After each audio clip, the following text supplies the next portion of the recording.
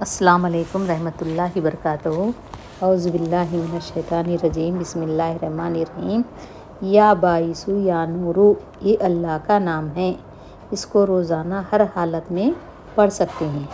یہ نام کی برکت یہ ہے کہ اس کے پڑھنے سے دل کی بیماری دور ہوتی ہے، دل کی گھٹن، دل کے وال بند ہو جائیں، گھبراہٹ ہو، بے چینی، اور سب سے خاص بات یہ ہے کہ مرتے وقت کلمہ پڑھنے کی توفیق نصیب ہوتی ہے، چاہے وہ وضو سے ہو یا نہ ہو، کسی بھی حالت میں پڑھ سکتے ہیں۔ اس کو 3 بار، 7 بار یا 11 بار درود شریف اول و آخر میں پڑھیں، اور یا باعث یا نورو کو 11 بار پڑھیں۔